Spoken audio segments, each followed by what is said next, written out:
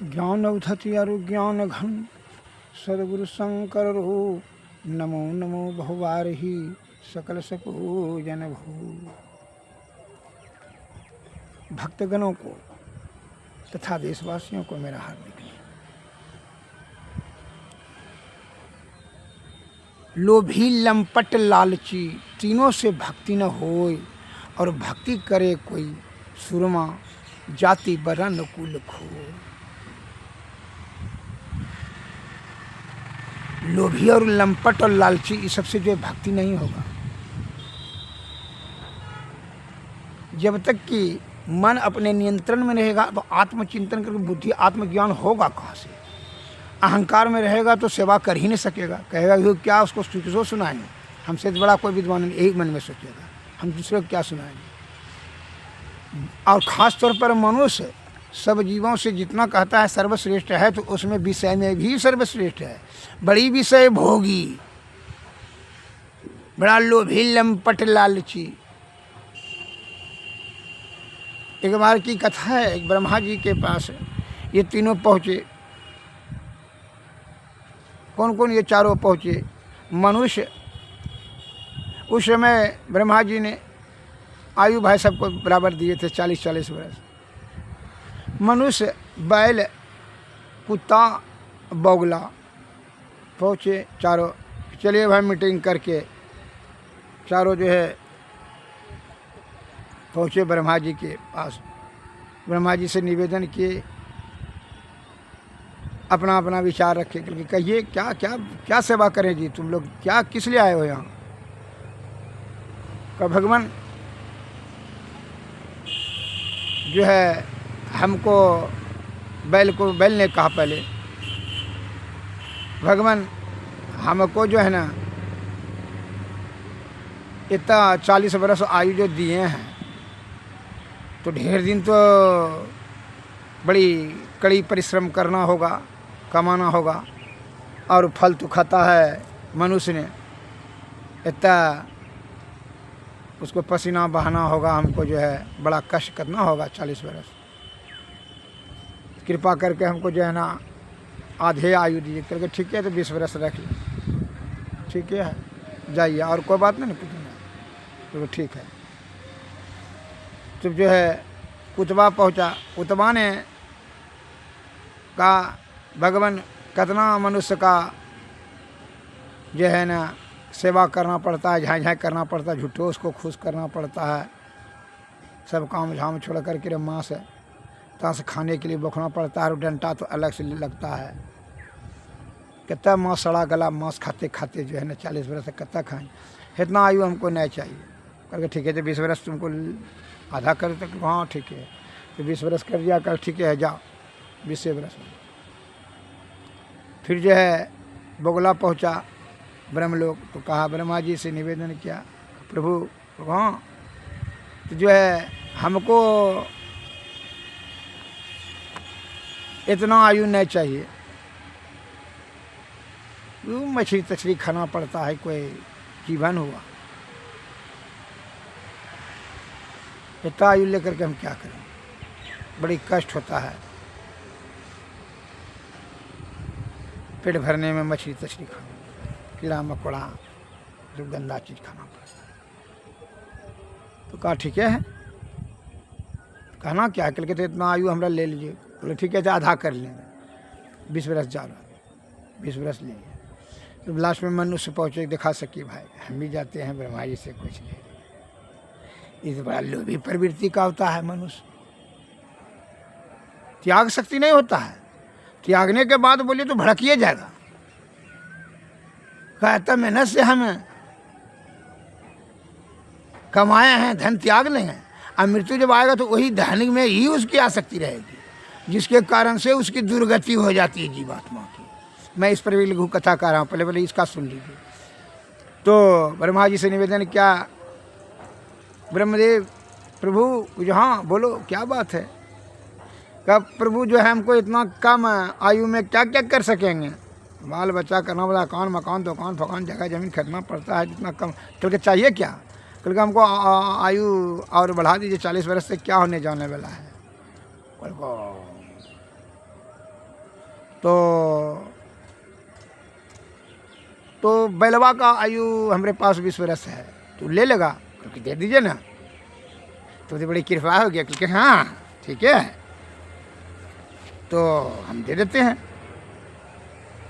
उसमें कौन बड़ा भारी बात है। रखा हुआ है ये है आयु, तो बैलवा का आयु ले लिया। का ब्रह्मदेव और निवेदन है कुछ है और मिल जाता को, तो कुतवा का आयु है 20 वर्ष, तो दे दीजिए, रखा हुआ है ये है। तो देखिए लोभी लंपट लालची का कुतवा का आयु रखा हुआ है 20 वर्ष, दे दीजिए, ठीक है ले लीजिए। ब्रह्मा जी ने दे दिया, भाई रखा हुआ है ये तो ले लो, बेकार की चीज़ है ये, हमारे पास रहकर क्या करो, ठीक है ले लो। क्योंकि प्रभु और हाँ, तो बगुला का है आयु 20 वर्ष, और ले लेगा कि क्योंकि दे देने का कृपा करे तो बड़ा बढ़िया। बोलो हाँ ठीक है ले लो। तो बगुला का भी आयु ले लिया, तो 60 वर्ष ले लिया, 40 वर्ष 40 वर्ष 60 100 वर्ष हो गया। चलो ठीक है, और कोई तकलीफ? क्योंकि नहीं मालेगी, नहीं प्रभु अब तो है आपका बड़ा कृपालु है, बड़ा दया से। क्योंकि हाँ ठीक है जाओ, और कुछ नहीं चाहिए कल के ना, क्योंकि जाओ चले आए यहाँ। अब देखिए यहाँ कितना तिगड़े हम कहिए, वही कहते हैं लोभी लंपट लालची, इनकी लालच की प्रवृत्ति सदैव है बनी है। अब क्या करता है, 20 वर्ष तो उसको होश संभालने में लगता है, फिर जो शादी ब्याह कर करके बैलवा का आयु जो है ना, अब जो है बैल की तरह कमाता फिरता है, डिजाइन लगा हुआ है।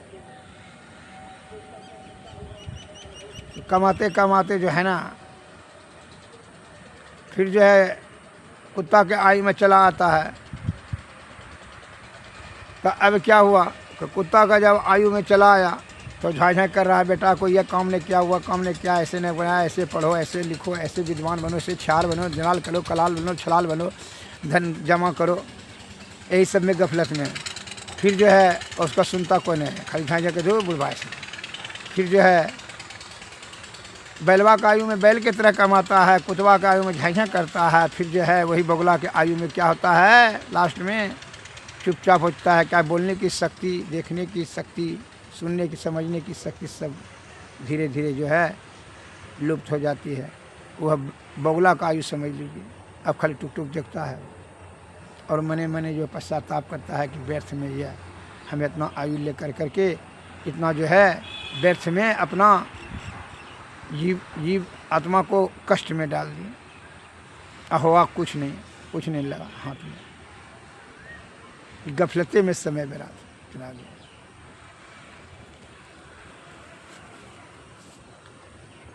आप देख लीजिए उसकी दुर्गति, मनुष्य की यही दुर्गति हो रही है।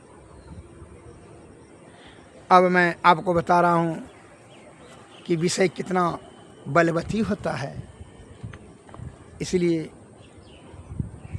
आया है, तब उसका मैं उदाहरण देके बताऊंगा। उपनिषद में सर्व त्यक्त्वा मनः पीत्वा योषि सोषि अस्थिरो भव, सब कुछ छोड़कर मन को पीकर जो तुम हो वही हो, उसी पर अस्थिर हो जाओ। तुम कौन हो? जीवात्मा। आँख नाक कान मुँह हाथ लिंग पैर गुदा तुम नहीं हो, तुम हो जीवात्मा।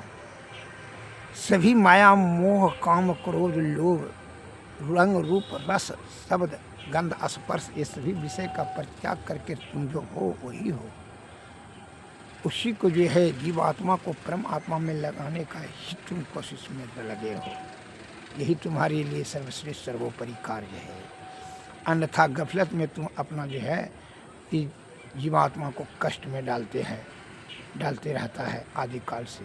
प्रकृति ने बड़ी कृपा करके मनुष्य चेतन जीव दिया है, चेतन बनाया है। इसमें चलो भाई इनको जो है ये शरीर के माध्यम से भवसागर पार कर सका। ये जीव आत्मा को जो है जोनी 84 लाख जोनी में भटकते आ रहा, बड़ा कष्ट आता है। उनकी बड़ी कृपा हुई प्रकृति की, तब आपकी बार आया है। लेकिन अज्ञानता और विषय की आसक्ति के कारण से आप इतनी मस्त मगन हो जाते हैं कि आपको ब्रह्म की प्राप्ति करने के बारे में तुम भूल जाते हो, भ्रम में पड़ जाते हो। विषय का सुख है कि भ्रम में, विषय केवल क्या विषय में सुख है, भोजन करते हैं, जब समाप्त हो जाता है तो फिर वही अच्छा नहीं लगता है। ब्रिज शॉर्ट कर देता है, स्त्री अच्छा नहीं लगता है। अनिद्रा की बीमारी गलीचा अच्छा नहीं लगता है। जीवन की आयु जब छिन्न हो जाती है तो क्या होता है, क्या होता है?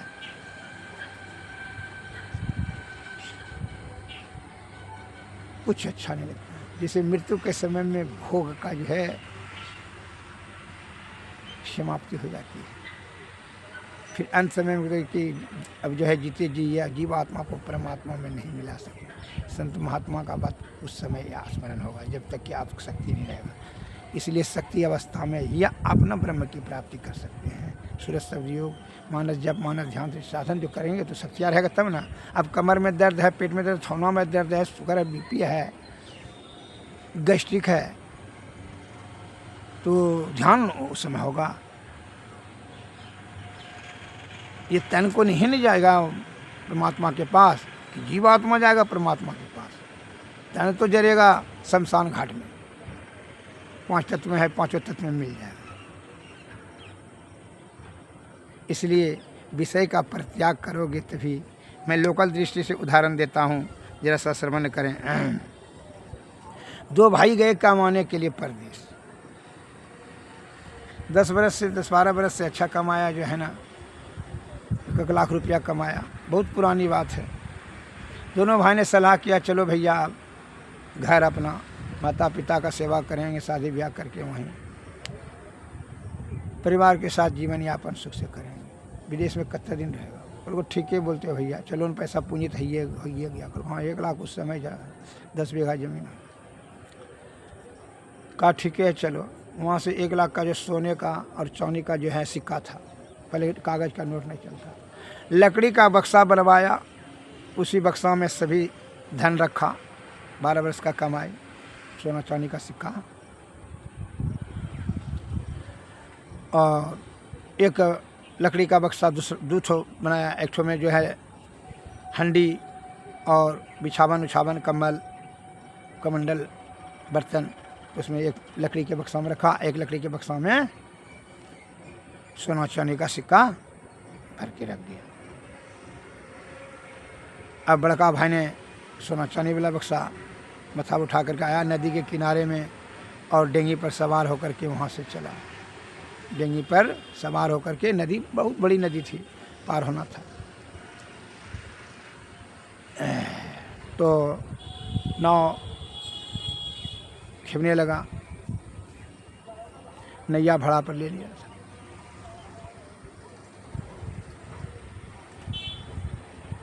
तो कर लिया, जो है नाविक नाव चला। तो वो जो है बड़ी जोर से उत्तर तरफ से आंधी तूफान उठ गया। अब तो स्थिति नाप लिया कि अब जो है यह नाव निश्चित डूब जाएगा। का है बड़ी तीव्र गति से आंधी तूफान उठ गया। तो छोटका भाई ने बड़का भाई को आवाज़ दे करके जोर से कहता है, भैया अरे वह सोना चांदी वाला बक्सा छोड़ दो, वो डूब जाएगा, तुम उसके साथ मर जाओगे। और ये बक्सा पकड़ लो, बड़ा वाला बक्सा है, इसमें ये बक्सा नहीं डूबेगा। अने तो जो है यह आंधी तूफान से नाव डूबना निश्चित हो जाएगा, उसी के बक्से के साथ में तू पानी में डूब कर मर जाएगा। कहा अरे मूर्ख, बड़ा भाई ने कहा डांटते हुए, जो विषय में आसक्ति होता है उसका ज्ञान काम करना बंद कर देता है। इसलिए कहता है नहीं ज्ञान न सदृशम पवित्रम विविधते, ज्ञान से बढ़ेर करके श्रेष्ठ और पवित्र दूसरा कोई वस्तु इस संसार में नहीं है। दिल से नहीं, दिमाग से, ज्ञान से सोचिए। तो छोटा भाई को डांटते हुए कहता है बड़ा भाई ने, रे मूर्ख 12 बरस का इसमें कमाई है रे, सोना चांदी का सिक्का 1 लाख रुपया है, और इसको जो है तुम कहता है कि छोड़ देने के लिए, मूर्ख कहीं का। और वो हंडी वाला लकड़ी का बक्सा खाली पकड़ने के लिए, हंडी थरिया लोटा बर्तन का बक्सा पकड़ने के लिए, वो 2 पैसा का। क्या भैया डूब जाएगा वो, ये नहीं डूबेगा। कह तुम क्या हमको सिखाते हो बच्चा आदमी, हमको तू क्या सिखाएगा, अस्थिर रहो। तो हमको बुद्धि मत सिखा। बस नहीं माना और इतना कहते कहते आंधी तूफान बड़ा ज़ोर से उठा और जो है उठा के नाव को पटक दिया और नाविक तो लग्गी लेकर के भाग गया। अब जो है यह बड़का भाई जो है जो पकड़ा था सोना चांदी वाला बक्सा, वो तो ले ले भीतर चला गया, गहरी पानी में डूब कर करके वहीं बक्से के साथ ही में मर गया। क्या है, वो तो द्रव्य वाला चीज़ था, वो तो डूबना स्वाभाविक था। और यह जो है हंडी थरिया छुलनी बैठी था उसमें, यह लकड़ी वाला बक्सा तैरने लगा। ये छोटा भाई ने इसको कस के पकड़ा था और इसको जो है हवा के तरंग से जो है उसको उठा करके फेंक दिया किनारा पर। वह छोटका भाई बच गया। वह बक्सा को लेकर के घर आया, अपनी माँ से रो रो करके माँ और पिताजी से कहने लगा, पिताजी मैं भैया को बहुत समझाया कि आंधी तूफान से सोने चांदी वाला बक्सा डूब जाता है, लेकिन भैया नहीं माना। और वह क्या हुआ कि वह सोने चांदी के साथ में ही डूब करके मर गया। अपना हम जान बचा करके आए। तो माता पिता ने उनको बुद्धि को शाबाशी दिया और कहा कि वह ज्ञान से नहीं सोचा, वह धन के लालच में, इसे कहता है लोभी लंपट लालची। तो जो हाय धन हाजन छल कपट परपन झूठ फूस बेईमानी शैतानी आडंबर और पाखंड करके के धन जमा करते हो और अंतिम में क्या होता है, धन काम में आता है। उस समय पश्चाताप ही होता है कि व्याकार में धन जमा करने आपका धन जो है दूसरे मौज मस्ती कर रहा है और आपका अवहेलना कर रहा है, तिरस्कार और कठोर वचन बोल करके कि तुम क्या करवे क्या हो, पिताजी तुम तो इतने नीचे तो 10-50 लाख का तुम संपत्ति बनाई, देखो फलनमा ने करोड़ों। आपको और कठोर शब्द सुनाता है, बाल बच्चा स्त्री, उस समय और आपको नीचा दिखाता है।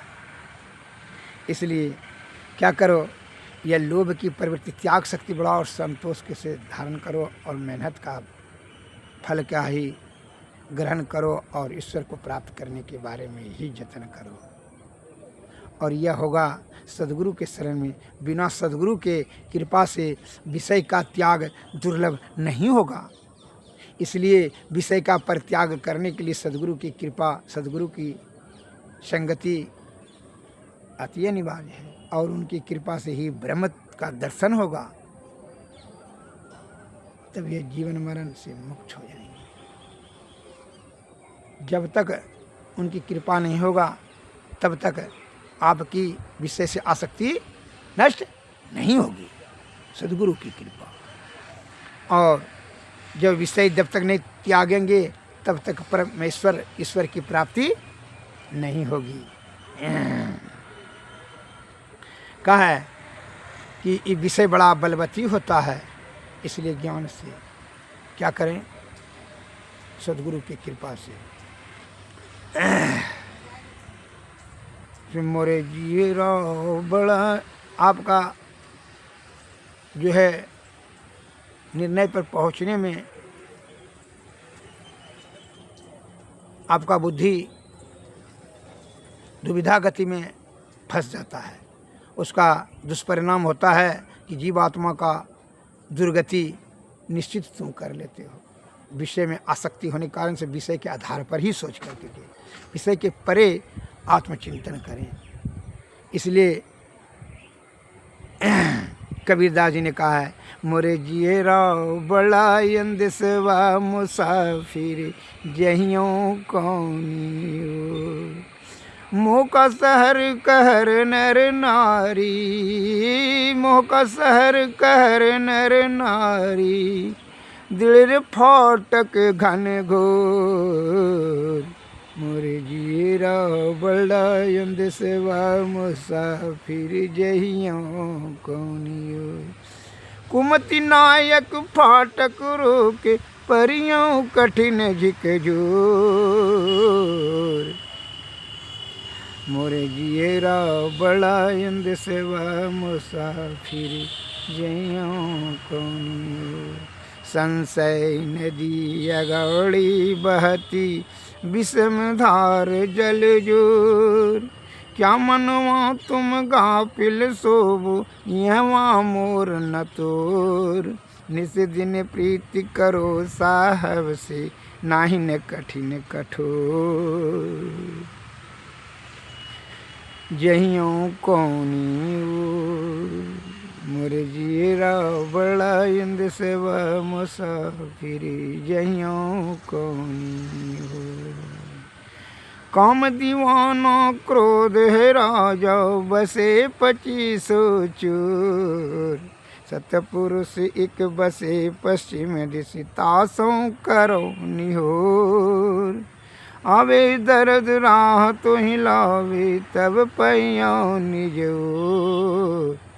मोरे जीरा बड़ा इंद सेवा मुसाफिर जइयों कौनी। उल्टी आ पाछिलो पैरो पकड़ो पसराओ मना बटोर। कहे कबीर सुनो भाई साधु तब पैयों निज ठोर। मोरे जीरा बड़ा इंद सेवा मुसाफिर जइयों कौनी। श्री सद्गुरु महाराज की। मन और अहंकार को अपने नियंत्रण में कर करके विषय के परे अर्थात इंद्रियां अतीत होकर करके चिंतन करें और अंतर्मुखी का अंतर साधना कर करके यह जीवात्मा को प्रणव बिंदु पर स्थिर करके सुषुम्ना नाड़ी के माध्यम से ऊपर की ओर धकेलें, ऊपर की ओर बढ़ावें। ये तब तीनों मंडल के परे ही ईश्वर है। तब क्या होगा? अंधकार, प्रकाश, शब्द मंडल, ये तीनों मंडल से ऊपर में ही निःशब्द है। निःशब्द ही परम पद अर्थात वही परमेश्वर है। सामवेद की ध्यानोपनिषद में बताया है, बीजा अक्षरम परम बिंदु नादम तस्यो प्रिय अस्तित्वम सशब्दे चाक्षरे छिने निःशब्दम परम पदम। अर्थात बीजा अक्षर जो गुरु ने आपको अक्षर करेंगे उसी जो परम बिंदु वो बिंदु पर स्थिर करिए। उसके ऊपर में नादम अनहद नाद है तो ऊपर वो बढ़ाइए। अनहद नाद में जब ये बीजाक्षर लय हो जाएगा तो वहाँ स्वयं शब्द होगा और जब वो स्वयं शब्द होगा तो वहाँ मन ताप पाप सब जल कर राख हो जाएगा, सब वहीं अनहदे नाद पर। तब वो सुषुम्ना नाड़ी होकर के ऊपर की ओर फिर बढ़ाइए तो वो निःशब्द में जाएगा। निःशब्द में जाएगा तो परम पद है। अनहद में स्वयंभू शब्द, सार शब्द, निःशब्द, निःशब्द से तब जो है क्या होगा? वही निःशब्द ही परम पद है अर्थात ब्रह्म की प्राप्ति। यह जीवात्मा जब निःशब्द में चला जाएगा तो मोक्ष निश्चित, इसमें जरा भी संशय नहीं है। और संशय करने की जरूरत नहीं है कि विषय की तरफ बढ़ें कि ईश्वर की तरफ बढ़ें। जीवात्मा आप तो जानते हैं सूक्ष्म जीव और स्थूल, सूक्ष्म और स्थूल, इसमें दो तत्व है। तो यह स्थूल तो जरेगा यहाँ, तो सूक्ष्म जो जीवात्मा है उसको परमात्मा में मिला दी। खाली इसी को इंद्रिय सुख को देने में ही अपना कीमती समय लगा देंगे तो फिर जीवात्मा को परमात्मा में कब मिलाएंगे? श्री सद्गुरु महाराज। विषय का त्याग बड़ा कठिन है, इसलिए सद्गुरु के शरण में जाएंगे तभी जो है आपका विषय पर त्याग करने की सामर्थ्य प्राप्त होगा। आरती तन मंदिर में कीजिए, दृष्टि जुगल करशन मुख दीजिए। चमकै बिंदु सूक्ष्म जल, ब्रह्म ज्योति अनुपम लख लीजिए। जगमग जगमग रूप ब्रह्मांडा, खिड़ी अखि ज्योति तज दीजिए। शब्द सूरत आभ्यास सरल तर करी सार सरद दीजिए। जैसी जुगत कया गढ़ त्यागी भव भ्रम भेद सकल मल छीदी भवखंड आरती यह निर्मल कृमेही अमृत रस कीजिए आरती तन मंदिर में कीजिए दृष्टि जुगल कर सनमुख दीजिए। सद्गुरुवे नमः सद्गुरुवे नमः सद्गुरुवे नमः। जय हिंद जय भारत। नमस्कार।